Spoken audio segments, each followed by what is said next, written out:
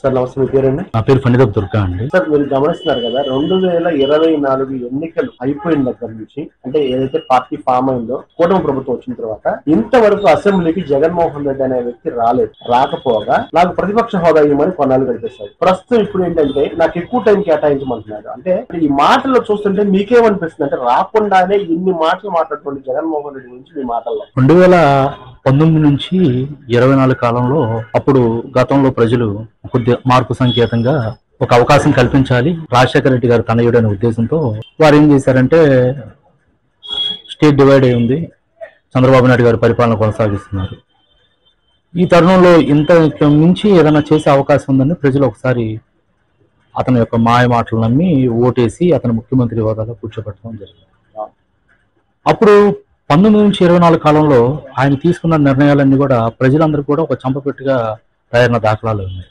అంటే తీసుకొచ్చిన ప్రతి పాలసీ కూడా ప్రజల్ని ఇబ్బందికర పరిస్థితిలోకి నెట్టేసి ప్రజలు దైనందిక జీవితాలలో ప్రతిరోజు కూడా వాళ్ళు వ్యాపారంలో కానీ వృత్తిలో కానీ అభివృద్ధి లేకపోవటం, ఎదుగుదల లేకపోవటం, ఒకవైపు చూస్తే స్టేట్లో ఉన్న మిగతా భారతదేశంలో ఉన్న రాష్ట్రాలన్నిటికంటే మనం పోల్చుకుంటే పక్కనున్న ఒరిస్సా బిహార్ రాష్ట్రాల కంటే అట్టడుగు స్థానాల్లో నిర్ణయాల వల్ల ప్రజలు చాలా ఇబ్బంది పడి ఉన్నారు.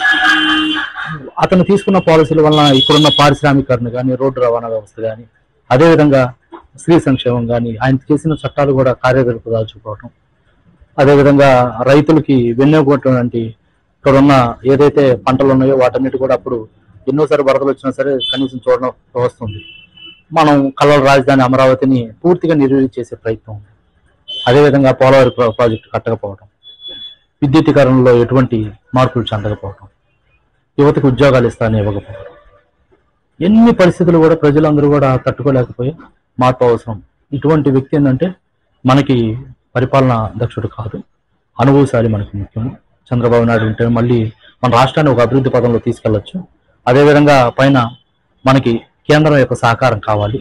మోడీ గారి నేతృత్వంలో మన భారతదేశంలో మన ఆంధ్రప్రదేశ్ కూడా మంచి స్థానంలో ఉండాలనే ఉద్దేశంతో ప్రజలందరూ కూడా ఎవరైతే మేధావులు ఉన్నారో, విద్యార్థులు కానీ, యువత కానీ, స్త్రీలు కానీ, అన్ని రంగాల యొక్క ప్రజలు కూడా సంఘటితమయ్యి మళ్ళీ 24లో ఈ కూటమి ప్రభుత్వాన్ని ఆశీర్వదించి ప్రభుత్వాన్ని ఏర్పరిచిన దాఖలా ఉంది. అది ఏ విధంగా ఉంటే అప్పుడు పరిపాలించిన జగన్మోహన్ రెడ్డి యొక్క విధానాన్ని పూర్తిగా విసిగి వేరాడిపోయి వాళ్ళకి కనీస ప్రతిపక్ష హోదా అనేది ఏదైతే దాదాపు 23 స్థానాలు ఉంటాయో అటువంటి స్థానాలు కూడా ఇవ్వకుండా ఒక 11 స్థానాలు మాత్రమే ఇచ్చిన వైఖరి ఉంది.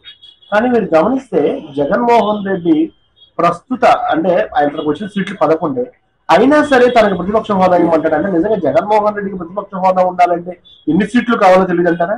అంటే ఇక్కడ ఒక చిన్న సామెత ఉందండి, తాను పెట్టినోడిని లాగేస్తారని. అట్లానే ఈ జగన్మోహన్ రెడ్డి గారు ఇప్పుడు ఏంటంటే ఏదో ఒకటి ఒక రకమైన విభేదం చూపించాలనే ఉద్దేశం తప్పితే 11 స్థానాలు ఉన్నా, ఒక స్థానం ఉన్నా ప్రజల తరపున ప్రజల కొరకు పోరాడేసిన మనకు దేవాలయం లాంటిది అసెంబ్లీ. అతను ముందుగా ముఖ్యమంత్రి కంటే ఒక పులివెందులో రిప్రజెంట్ గా ఉన్న శాసనసభ్యుడు. ఆ పులివెందుల యొక్క ప్రజలు నిన్ను నమ్మి ఓటేసి ఎమ్మెల్యేగా అసెంబ్లీకి పంపించిన వైఖరి, వాళ్ళ తరపున పోరాడాల్సిన బాధ్యత అతని మీద ఉంది. అదేవిధంగా ప్రజలు తీసుకునే నిర్ణయాన్ని గౌరవించాల్సిన బాధ్యత కూడా అతని మీద ఉందండి. మీరు చూసినట్లయితే గతంలో అప్పుడున్న ఈ పార్టీలు లేకపోయినప్పటికీ జనతా పార్టీలు లేకపోతే ఇంకో వేరే లోకల్ పార్టీలు ఉన్నప్పుడు మీరు అందరూ కూడా తెలుసు, బీసీ నాయకుడు సర్దార్ గౌతులచ్చన్న గారు ఆ రోజుల్లోనే ఇండిపెండెంట్ వ్యవస్థ ద్వారా కొంతమంది ఉన్న వ్యక్తులను, మంచి వ్యక్తుల్ని సంఘటితం చేసి కొన్ని నియోజకవర్గాల్లో గెలిచిన దాఖలాలు ఉన్నాయి. వాళ్ళందరూ కూడా ఆయన ప్రాతినిధ్యం వహించి గౌరవప్రదంగా ప్రతిపక్ష హోదాలో కూర్చున్నారండి. కానీ అప్పుడున్న గవర్నమెంట్ ఏం చేసిందంటే అండి, వీరిని ప్రతిపక్ష హోదాలు దించాలని కొంతమంది ఎమ్మెల్యేని వాళ్ళ పార్టీలో ఆవరించి తీసుకున్నారు. గౌతులచ్చన్న గారు ఎక్కడా కూడా దాన్ని అసలు తక్కువగా తీసుకోలేదండి.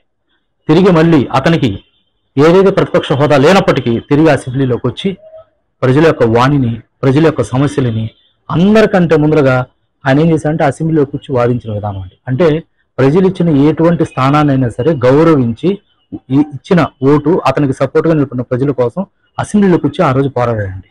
అంటే మీరు గౌతులచ్చన్న గారు ఏది ఒక బీసీ యొక్క బడుగు బలహీన వర్గాల నేత, ఉత్పత్తిదారుల యొక్క నేత, గౌతులచ్చన్న గారు అంటే గొప్ప వ్యక్తి కాదు కదా. ఈ రోజు ఆయన ఆ రోజు ప్రతిపక్ష హోదా ఉన్నప్పటికీ వచ్చారు, లేనప్పటికీ వచ్చారు, ప్రజల కోసం పోరాడారు. ఈ రోజు కూడా సుస్థిరంగా ఉన్నారు. మీరు ఈ రోజు ఒక ప్రతిపక్ష హోదా ఇస్తేనే నేను వచ్చి మాట్లాడతాను అని అనడం అనేది అవివేకంగా ఉందండి. అంటే రెండింటికి తేడా ఏంటంటే, ఇప్పుడు గౌరవమైన శాసనసభలో కానీ ఏదైనా సరే శాసన మండలిలో కానీ వారికి ప్రతి వ్యక్తికి కూడా సమయం కేటాయించబడుతుంది. అదేవిధంగా గత ప్రభుత్వంలో ఇతను పాలసీలు ఇంప్లిమెంట్ చేసిన విధానం ప్రజలకు చంపబెట్టుగా ఉంది కాబట్టి ఇప్పుడు ఏదైతే కూటమి ప్రభుత్వం ఈ యొక్క పరిపాలన విధానం దక్షత తీసుకెళ్తుందో ఆ రోజు చేసిన తప్పిదాలను ఇతను నిలదీస్తారని, ఎటువంటి ఇతనికి పూర్తిగా పరిజ్ఞానం లేదు కాబట్టి దానికి సమాధానం చెప్పే అర్హత కానీ లేకపోతే ఇంకో విధానం కానీ అతనికి తెలియదు కాబట్టి ఈ రోజు దాన్ని తప్పించుకోవడానికి ప్రతిపక్ష హోదా అనేది ఒక సంకుచిత భాగంగా చెప్తున్నాడు. ఇప్పుడు ప్రతిపక్ష హోదా కాదండి అతను, అంటే నువ్వు పులివెందుల ప్రజలకు ఏం చెప్తున్నావు? నీకు ఓటేసి గెలిపించి మా తరపున ప్రజల తరపున ప్రజలకు ఏమేం కావాలి, ఊరు అభివృద్ధికి పట్టణాభివృద్ధికి ఏమేం కావాలో నిన్ను అడగటం, నిన్ను కూర్చుంటే నువ్వు ఒక రూమ్ లో కూర్చొని నాకు ప్రతిపక్ష హోదా ఇస్తే నేను వెళ్తాను అంటానికి అవివేకం ఉంది. అంటే నీకు ఓటేసే ప్రజలు నువ్వు కించపరిచినట్లేండి. మరి అది బాగానే ఉందండి. ప్రతిపక్ష హోదా ఇస్తేనే నువ్వు ఈరోజు నువ్వు ఎవరైతే 11 మంది గెలిచావో ఆ 11 మంది యొక్క ఎమ్మెల్యేలకి సెక్యూరిటీ కానీ, ప్రభుత్వం తరపున వచ్చే జీతాలు కానీ, లేకపోతే ప్రభుత్వం తరపున వచ్చే వివిధ హోదాలు కానీ సౌకర్యాలన్నీ కూడా తిరస్కరించావా? జగన్మోహన్ రెడ్డి తిరస్కరించలేదు కదా. అవన్నీ కూడా సౌకర్యాలన్నీ కూడా నీతో పాటు నీ 11 మంది ఎమ్మెల్యేలు కూడా స్వీకరిస్తున్నారుగా. మరి ప్రజల యొక్క ఆంక్షలు కానీ ప్రజల యొక్క కోరికలు కూడా నిబద్ధుడు అయ్యి నువ్వు ఈరోజు ఖచ్చితంగా అసెంబ్లీకి వచ్చి ప్రజల యొక్క ఇబ్బందులను ప్రశ్నించాల్సిన ఆవశ్యకత ఉంది. గౌరవనీయులైన స్పీకర్ గారిని పత్రికలు చెప్తున్నారు, అయ్యా ప్రతిసారి సమావేశాలు జరగటం చంద్రబాబు నాయుడు గారి నేతృత్వంలో ముఖ్యమంత్రి గారు యొక్క సౌజన్యంతో ఎవరైతే జగన్మోహన్ రెడ్డి గారు ఉన్నారో మీరు రాండి సభకి, మీకు మేము సమయం కేటాయిస్తాం, మీ ఎమ్మెల్యేల హాజరవ్వండి. ఖచ్చితంగా ఆయన ఏం చేస్తున్నారు? ఏదైతే గౌరవప్రదంగా మిగతా వాళ్ళకి ఎటువంటి హక్కులు ఉన్నాయో హక్కులన్నీ గుర్తు చేస్తూ కూడా అతను ప్రతిసారి కూడా అసెంబ్లీకి రావడానికి ఆహ్వానించడం జరుగుతుందండి.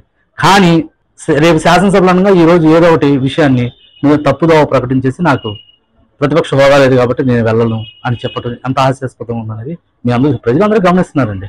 ఎందుకంటే నువ్వు ఈరోజు ఒక అసెంబ్లీ స్థానానికి ఎమ్మెల్యే పొజిషన్ లో ఉన్నావు, ప్రజల తరఫున పోరాడాల్సిన బాధ్యత నీకుంది, అసెంబ్లీకి ఖచ్చితంగా వెళ్లాల్సిన విధానం నీ దగ్గర ఉంది. కానీ ఎందుకు వెళ్తలేదండి? నువ్వు జీతాలు తీసుకుంటున్నావు, జీతాలు తీసుకుని ప్రజల తరఫున పనిచేయడానికి నీకేందండి? అంటే ప్రజల తరఫున ఉన్న సౌకర్యాలన్నీ కావాలి కానీ ప్రజల తరఫున పోరాడాలన్నమాట. అంటే నీకేందంటే ఒక భయం, ఒక అభద్రతా భావం. ఇక్కడ నీ యొక్క అజ్ఞాన యొక్క మాటలు అనేది ప్రజలందరూ గ్రహించారు కాబట్టి ఇంకా పూర్తిగా తేటతెల్లతో అవుతుంది. అసెంబ్లీ సాక్షిగా నువ్వేంటంటే తేటతెల్ల మొహం అనేది వేయటం జరుగుతుందనే ఉద్దేశంతో భయపడిపోయి ముందరకాలకు బంధాలు వేసే విధానాన్ని చేస్తున్నారు. అది